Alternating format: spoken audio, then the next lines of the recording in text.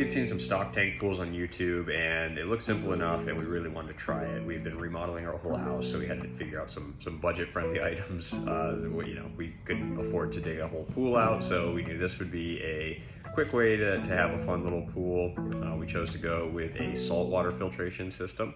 And so we wanted to show you some of the steps involved. If you decide you want to do something like this yourself, it was really budget friendly. I think it only cost us around $1,200 total for like all of the parts, the stock tank, the filter, everything. A couple basic tools and a little bit of know-how, and you can do it yourself.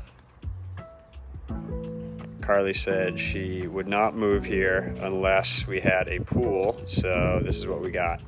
So we got a pool. This is what happens when you try to put an 8-foot tank on the back of a 6-foot trailer. Gonna have a wide load coming down.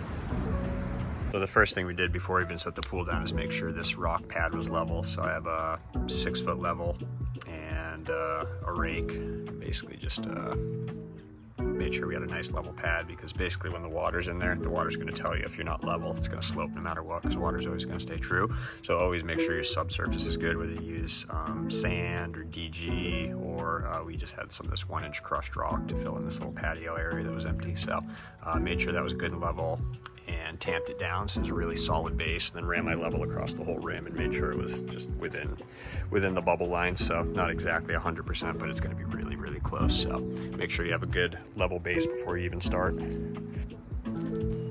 These hummingbirds decided to get busy right while I was in the middle of putting the pool together. Nature is fucking beautiful. Take you guys through the steps on how we build this thing. It's a 8-foot diameter radius. I don't remember, but nice big pool. It's 2 feet deep, and we are going to use, this is the filter equipment, and then this is a saltwater system, which is optional. You can do it with chlorine chemicals, but I think the saltwater system is a little more maintenance free if you run it correctly. So I'll take you through how that goes, and these are both made by a company called Intex. We're going to start hooking up some of the hoses, and you just basically put that in, bring this up, make sure it goes on straight, threads on even. I had to put the camera down for a second so I could just kind of shimmy this on. There was that little black silicone ring there, so you just got to make sure this butts right up against that. Now we thread this on and get a nice tight seal right there. Do the same over there, just kind of shimmy it on over that little black ring so it gets a nice watertight seal. Then you screw on the collar. So to give you a quick rundown of the parts list, we have the filter, the saltwater system, and then some things you have to buy separate. Butyl tape. This is going to go around the edge of these things, these gaskets, when they go through, to seal the edge on the inside of the tank here. So make sure you have some butyl tape. Some people use silicone caulking. These are plunger valves. We have 2 of them. My wife did most of the research and bought all the parts, so I'm just going to figure out how to put it all together. Plunger valves, adapter, butyl tape, filter, salt water, and then you're going to need some hole saws and a couple other drill bits and tools, and a large cerveza. Our pool has these ridges you can see, and even some vertical ribs, and they're pretty inconvenient. They make all different kinds, but some of them you'll see have like really flat areas, which are going to be better. So overall, if you're shopping, you find some ones with bigger flat areas. That's always going to be better, because what you're doing is putting these washers against it, and then these guys on the inside, of course, but they got to stick against that wall. So what I did is I kind of sighted mine out, and I actually just kind of tapped it with some hammers just to kind of flatten those ribs out, because it's aluminum, so it's all pretty malleable. So the inlet is in the lower third, and then the outlet, the blower, is going to go in the upper third, but I'm going to have to navigate around these 2 big kind of like bubble ribs that are kind of inconveniently placed on our particular pool. So, but keep in mind, that's why I mentioned buying this butyl tape at the beginning, is because that is kind of like this sticky, malleable, waterproof tape that kind of can go around all these ribs and fill in gaps and voids and low and high spots. So you don't have to tap it out like I did. I just thought that would be nice to have a little bit flatter surface, but this butyl tape is really meant to cover in a bunch of those little gaps and voids and low and high spots.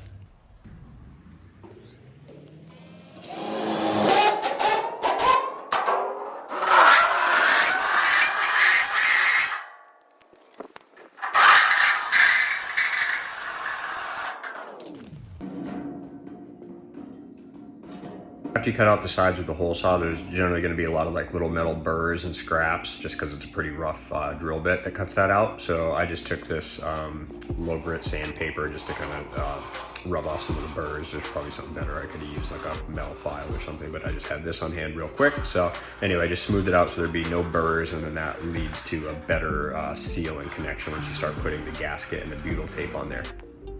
So you can see that sunlight coming through right there because it's a rounded edge, even with the nice little rubber gasket they give you. It still doesn't sit right against it. So that's where that butyl tape or caulking, depending on whatever you want to get, is. We're gonna put some butyl tape around the whole kind of collar there to smush this in and make it all leak tight. Okay, so now I got that butyl tape all wrapped around there, and full disclosure, that shit's a pain in the ass to peel off of the tape, especially if you left it in the sun. So pro tip, don't let it fucking heat up and melt. It's like getting bubble gum off asphalt. And now, when we scrunch that down, there'll be no air gaps.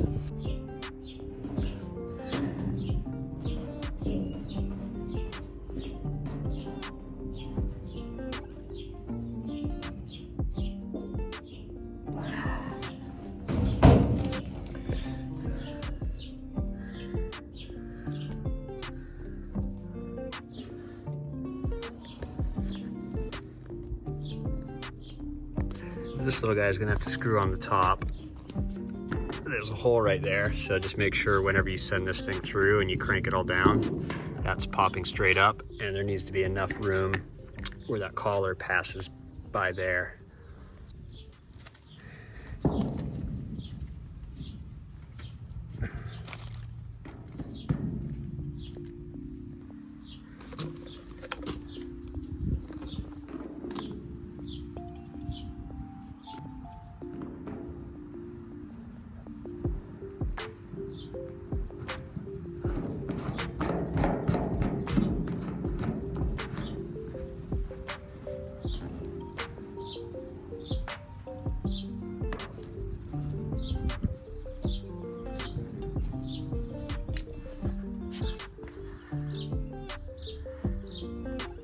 We have one of the assemblies done. See the butyl tape sticking out around there. I'll probably clean that up with, I just cut it with a razor knife just so it's a little clean, but the butyl tape, then outside, get everything, little plunger valve, and then that's gonna go to the outlet, which is gonna go through to the filter to clean all the dirty water that comes out off the, kind of like the bottom third of the tank. And we're gonna water test it now. So this little hose has got to go onto here, and there's a little rubber ring gasket, so it seals it.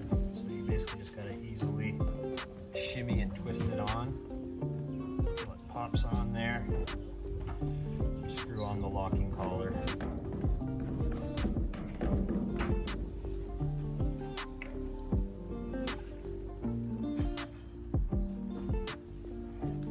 It's the moment of truth where we're gonna water test it.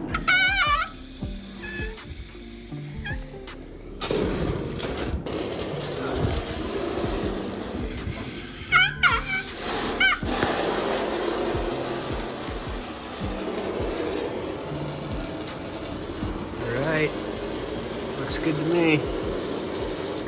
We got everything hooked up, all the hoses hooked up, and water tested all these connections. Everything's dry. So we didn't use the silicone, we used the butyl tape and just cranked everything down. Basically all these fittings are plastic, so I just hand tightened everything really, really good. Pressed on it, hand tightened it all, came back, hand tightened it again. You probably just don't want to use wrenches, really. You could crack some of these fittings just because they're all plastic thread. But anyway, so now we have on the lower third is the inlet. It's interesting, the water flows out, but they call it the inlet because it's flowing into the pump, where then it's going to go through the filter. So you can see the little arrow. Water's going to get sucked in through there out of the lower third of the pool. It's going to follow in, go into the pump, push it through the filter, which is going to clean it. Then you see the arrow out. Let's see if we can get a better view of that. So the arrow, that's going to be clean water flowing out. Clean water flows in through the optional salt system. We added this because we wanted a salt water system instead of chlorine or bromine tablets. So filtered clean water flows in, gets salt water, basically, I don't know, talk to a chemistry major, it ionizes and turns it into chlorinated soft water or something.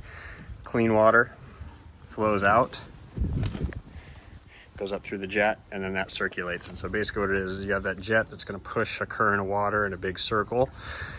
That goes in the upper third, pushes the current of the pool around, and then it ends up getting sucked back in through there and pushes dirty water back and goes through a whole cycle like that. So looks a little bit like an octopus, but if you follow it, it's pretty easy.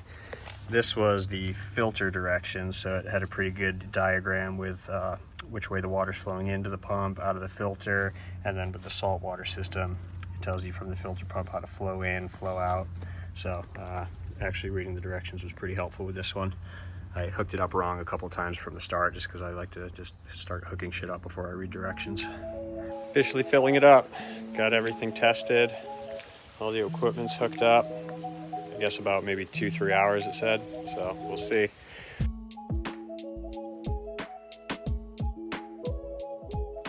So it only took about 45 minutes, maybe an hour max to fill up.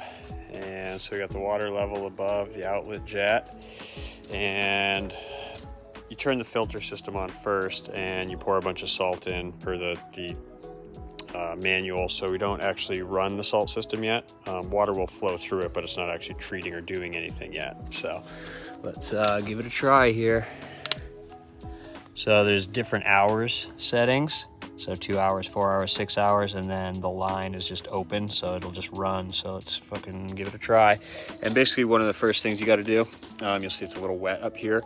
You bleed it a little bit. So this you turn off, turn a little bit loose until water comes out of it. That's how you know it's basically bled all the air out of there, because you want it to just be like a watertight vacuum system. So once you get water out, you just hand tighten it down. Okay, here we go. You hear the water cranking. You can see it cruising through the little salt system. Look at that. So I'm going to direct it this way so we get a current of water that kind of goes around that way. And basically then it's going to filter back to that, which will send it through the pump and into the filter.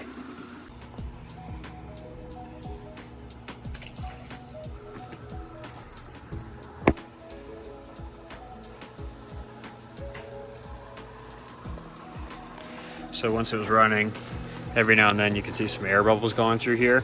I realized I had to put this little cap on so it wasn't sucking in air, putting air into the inlet valve.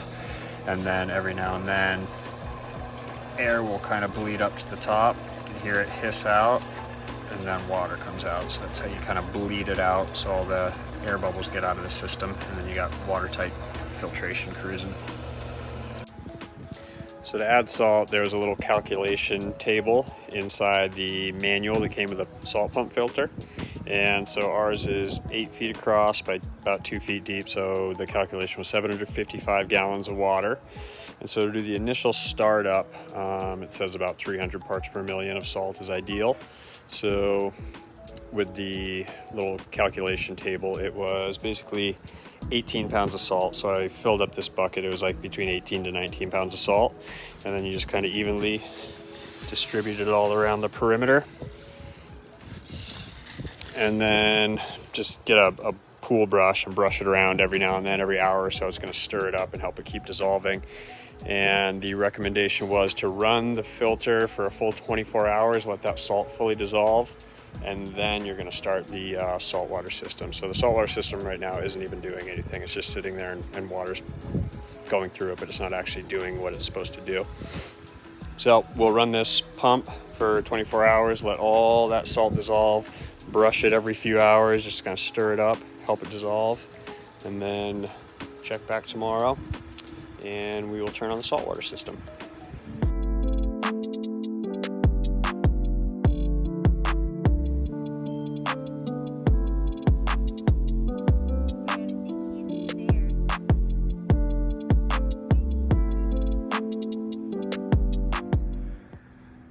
We are about a year in on having our pool, and my only sort of big complaint is this corrosion line. So kind of right where the salt water meets the air, obviously you're going to have quite a bit of reaction there, and it kind of rusted out, and it's just ugly. And down there where it's the worst, it's kind of flaking a little bit, so I'm gonna have to figure out some kind of I don't know, some kind of cover there. But other than that, the system works great. I built this little box just to hide the equipment. One other thing to note is inside this filter system, there's these little like electrodes or something, and you can unscrew this and pull these out. And what happens is they get covered and kind of calcified. And I actually looked it up on a separate YouTube video that someone had that was super helpful. I didn't realize that's what was happening. And it tells you that there's no salt or the salt's too low, even though it wasn't. It's just because the little electrodes, the metal plates, were covered in calcium, so they weren't getting a reading on it. So I like over salted it one time and had to drain it and then dilute it again. But basically about every, I don't know, maybe 6 months, you have to take that apart and soak it in vinegar overnight, and then that just like knocks off all the calcification, so the electrode plates are actually doing what they're supposed to do. But other than that, yeah, all the filter system, saltwater system's great. Pool is really great. Just that little bit of corrosion is the only thing we don't really like.